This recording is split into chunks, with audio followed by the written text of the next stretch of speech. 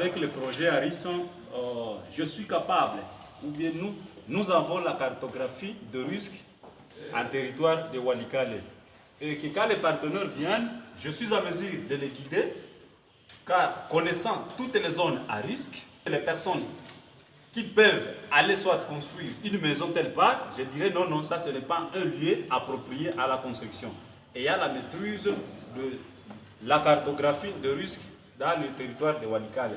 Avec la connaissance que j'ai acquise dans les projets Harrison, je suis capable de proposer à l'autorité de faire un plan local de réduction de risque, soit proposer un plan de contingence multi-risque. Réduire les risques des catastrophes naturelles, c'est l'objectif de la formation des observateurs citoyens dans le projet Harrison. Au moment de son lancement officiel, ce jeudi 25 janvier 2024 à Goma, dans la province du Nord Kivu, venez observateurs citoyens, ici de la protection civile des provinces du Nord et du Sud Kivu, ont été formés tout d'abord de manière théorique à l'hôtel Goma par la professeure Caroline Michelier, chercheuse et géographe du service risques naturels au Musée royal de l'Afrique centrale en Belgique, qui explique ici le rôle d'un observateur citoyen dans une communauté donnée. Alors, un observateur citoyen est un individu, un citoyen, qui appartient à une communauté et qui va contribuer à un projet de sciences participatives, c'est-à-dire qu'il va jouer un rôle auprès des scientifiques notamment, mais pas seulement, à travers la collecte de données auxquelles le scientifique ne peut pas nécessairement accéder seul ou bien accéder simplement parce que pour des questions de distance ou autre. Et il va également jouer un rôle auprès de sa communauté, notamment à travers le sujet que nous on étudie, les catastrophes liées aux aléas d'origine naturelle.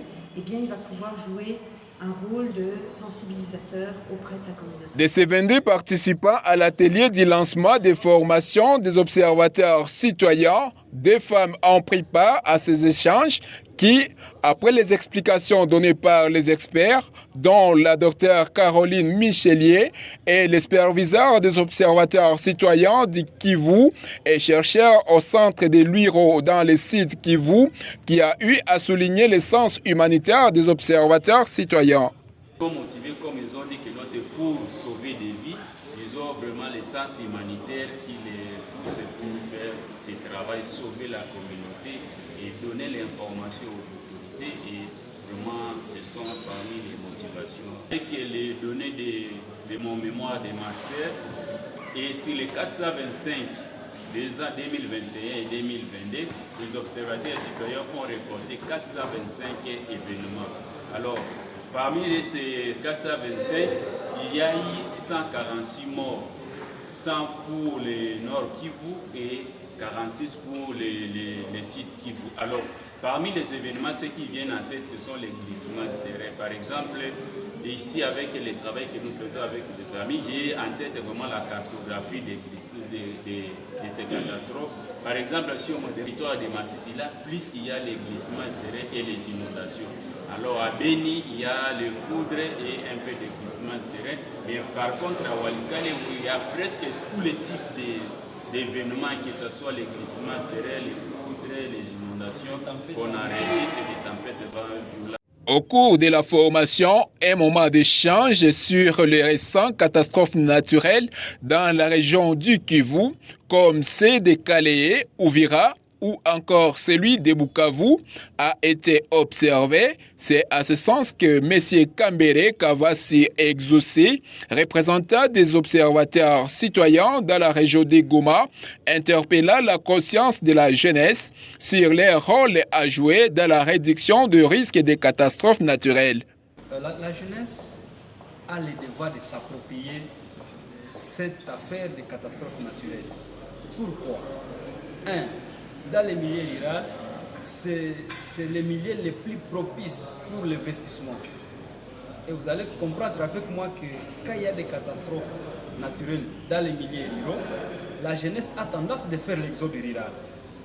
Mais en pratiquant les règles et les mesures que nous allons donner que nous venons de recevoir dans cet atelier, la jeunesse restera stable et elle investissera avec précision dans des endroits précis, et cela les épargnera de gaspiller même leurs énergies pendant qu'ils sont jeunes, pendant que nous sommes jeunes. Cela nous épargnera d'investir n'importe où et n'importe comment.